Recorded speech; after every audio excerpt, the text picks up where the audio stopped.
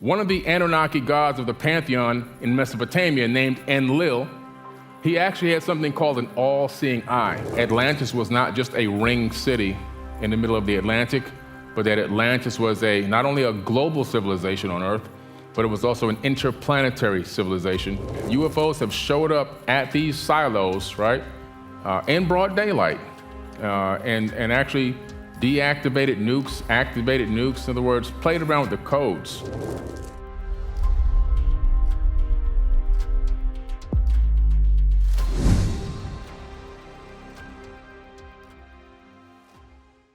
Billy, the subject of the Black Knight satellite has been much talked about within the UFO community, and now a new documentary is being produced by yourself on this subject.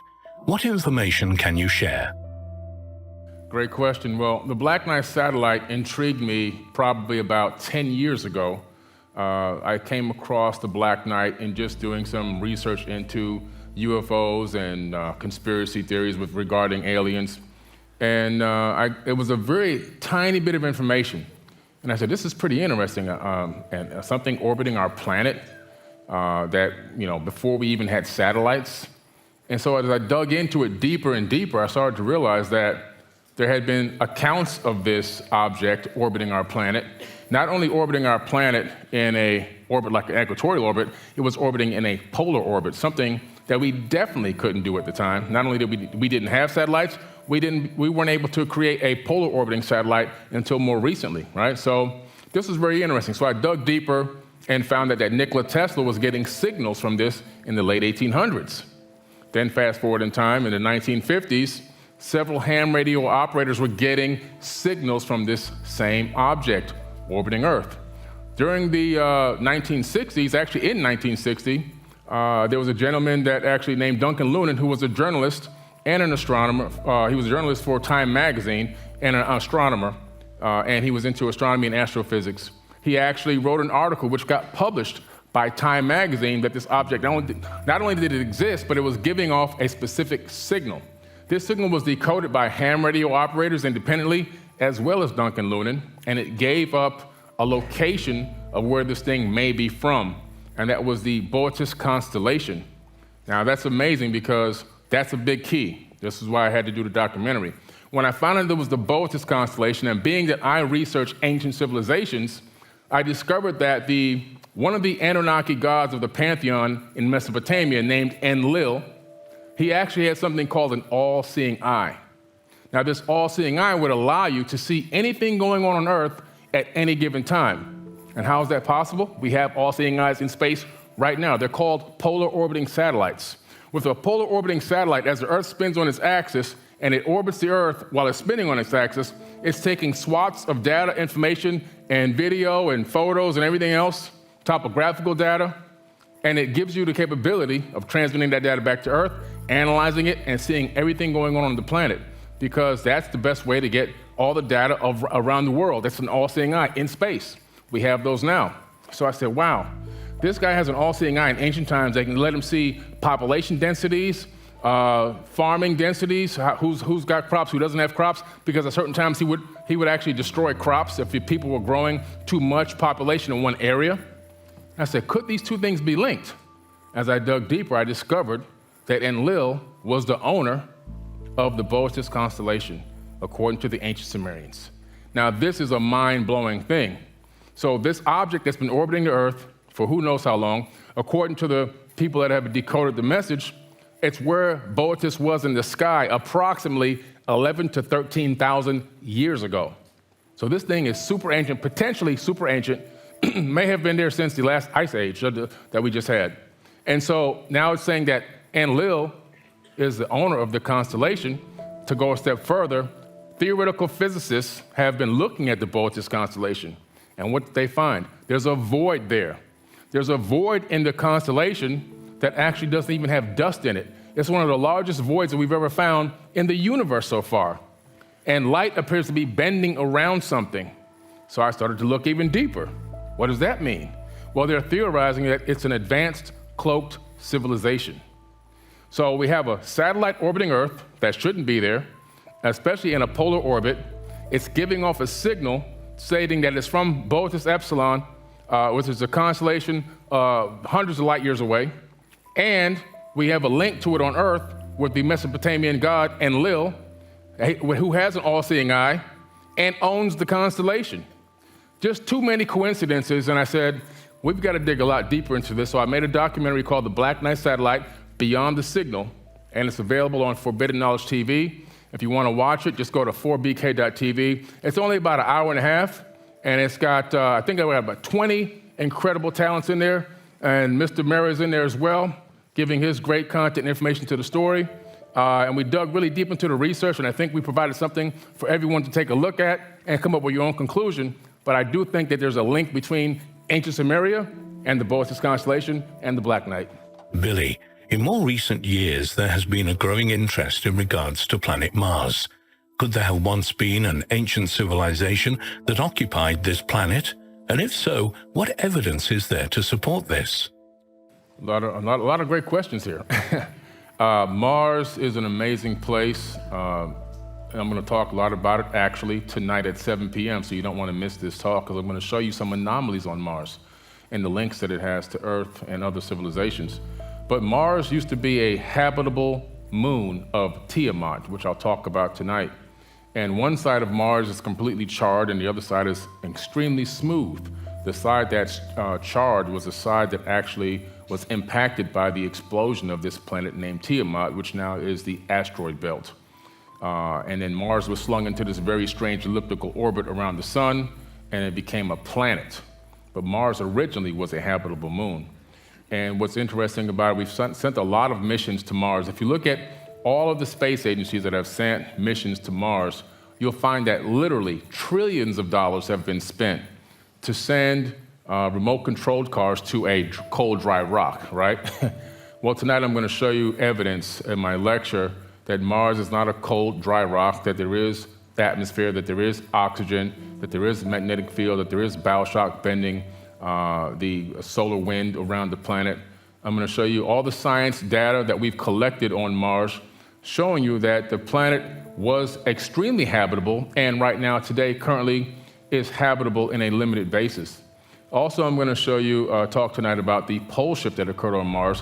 When it took that impact, the crust of the actual planet itself shifted about 45 degrees, creating a pole shift, which created a global flood on Mars, which is why a lot of the anomalies that we have discovered appear to be washed over by mud. And I'm going to show you a lot of anomalies taken from several different rovers: Opportunity, Spirit, Perseverance, Curiosity rover. It's going to be an amazing talk tonight. You don't want to miss it. Mars, in my opinion, is directly linked to the ancient Atlantean culture that was on Earth.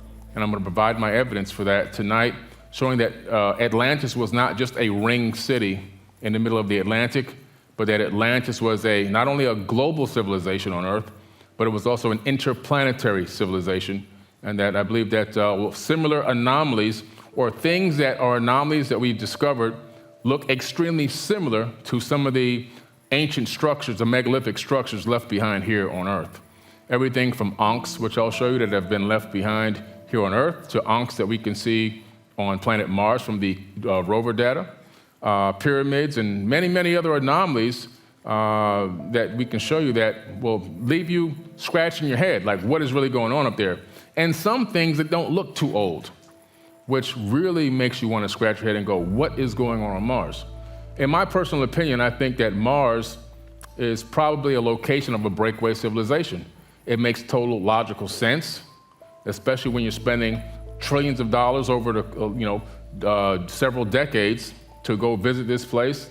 And the reason why there's a lot of billionaires going to Mars is because I personally believe, this is my personal opinion, that there's an infrastructure that is already being worked out and built up there. When you talk about Elon Musk and Branson and all these other billionaires that are looking to go to Mars on a one-way trip and not come back, and taking people with them. If you're on Earth, with the creature comforts of Earth, you're a billionaire, you've got all the money you need, you can go on all the vacations, you can go on yachts and airplanes, you can see this beautiful planet, you've got butlers and maids and servants, everything is first class. You don't necessarily want to get on an airplane or a space plane, go to another planet that's just a cold, dry rock, and live in a tin can and a spacesuit for the rest of your life till you die. It doesn't make logical sense, at least not to me. And so if I'm going to go to Mars, that means I'm already knowing that there's possibly an infrastructure established, whether it's below ground or above ground. We know that you can 3D print 10 to 12 houses in a day. A Japanese architect is already doing that right now in Japan. They 3D print houses using existing regolith and soil right from the current landscape and turn it into a house in a day. They can do a dozen houses in a day. Could that same technology be used on Mars? I think so. Billy, over the last 30 years, it seems that public knowledge of our technological advancements are becoming less and less. Billy, do you believe that we are involved in a secret space program? And if so, how many years in advancement are they? Yes, so I really do believe that we are involved in a secret space program. We know that NASA is the front for the main space program that's presented to the public.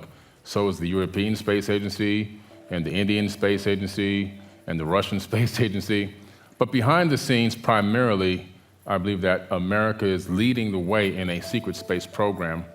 And how I come to this conclusion is, well, I own a tech company, First Class Space Agency. That company is now 5 years old. It's a tech company, and we are doing R&D, research and development. Now, through that company, it gives me access to the Space Symposium and other private space industry meetings. And in those meetings, I have TS clearance, top secret clearance, into private space. And in some of those meetings, I can't tell you everything we talk about, but we do. One thing I can tell you is that people used to think that the military, and the space agencies were 50 years ahead technologically. No, try 300 plus years ahead of what you have today, of what we have today.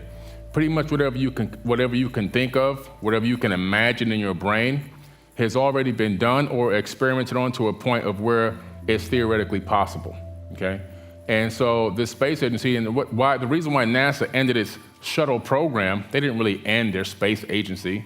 NASA is still a space agency. What they've done is they've gone private. Why? Because of Freedom of Information Act. So if NASA is publicly doing a lot of these explorations and creating these technologies, exploring warp drives and EM drives and all these other new propulsion technologies, then we as the people can easily request information on what they're doing, how they're doing it, and kind of a certain level of how the technology works. However, by taking it and transferring it to private industry, saying, oh, we're out of money, guys, we're going to transfer all this over to the private industry, there's no way that you can get a Freedom of Information Act on Tesla, on Lockheed, or any of these other companies that are producing these top secret Pentagon-approved projects. And so by moving it from public to private, they're now able to hide and go dark. And then the space agency behind the scenes is then allowed to now, due to the new Space Force, siphon trillions of dollars into that, where they can continue to develop all these high technologies. Prior to this whole 9/11 situation, we had trillions missing from the budget going into these black budget projects. And now that there's a Space Force, they don't have to hide where the money's going anymore. They just tell you, oh, we need it for the Space Force now. And so we're in a situation where they're siphoning a lot of money into these projects behind the scenes. We do have the X-33, X-37B, which is a military space shuttle program that's launching right now. They publicly announce when it launches, but the missions are top secret. How long do they go into space? 2 years at a time. Where are they going with these cargo ships? We're launching the most advanced navigatable shuttles right now today, publicly available knowledge. You can learn about the launches and the return, just not where they're going and what the payload is. Well, where are they going with these payloads? What is the payload? And why are they going into space for 2 years with an advanced navigation system? So yes, there's a secret space program for sure, and they're hiding it in plain sight. Billy, many are now aware that UFOs have seemingly deactivated or neutralized ICBMs, not only in the US, but also in other places around the world. Billy, could some of these UFOs be coming here to make sure we do not launch nuclear weapons on Earth? Yes, I think that's exactly what's going on. We do have accounts of veterans, former military officers, former nuclear physicists, former nuclear scientists, At first, imagine one of the hardest jobs in the world to get employed. You will go apply to be the person that operates in a nuclear silo, that works in a nuclear silo, right? These have got to be some of the toughest jobs in the world to get. Imagine being, the person that actually knows how to program the codes into the nukes and activate and deactivate them. So when these people, which they did, come forward and testify that UFOs have showed up at these silos, right, in broad daylight, and actually deactivated nukes, activated nukes, in other words, played around with the codes. And they actually have a procedure, a protocol when this happens, that when they're told to go down into the silo, close the door, and wait till the activity above has stopped. They have an actual protocol. This is a known protocol. And so when these people start talking about the UFOs showing up at facilities and doing this at nuclear silos, then we have to pay attention, okay? Because these aren't, nothing against anybody with a regular job, but these people don't have regular jobs. They're controlling the world's nukes, and right now there's over 20,000 of these things. Unfortunately, they're all pointed at us while we're on the planet still, if you didn't know. We have no escape hatch, we have no escape shuttles to get off of this thing. And so if you're an alien race and you're flying by and you go, oh, let me scan this planet. Oh, a lot of life, a lot of activity going on here. Civilization is booming. Oh, they learned how to split the atom. Oh, let's check it out. Let's see what they've been able to do with this. Oh, they've got weapons. Let me see. Let's analyze these weapons. Let's see what they're all about. What is the trajectory of these weapons? Oh, this is not, wait a minute. These weapons aren't to defend them from space invaders. They're like, the trajectories are going like this. They're pointing back at themselves while they're on the planet they're going, oh man, this place is a ghetto.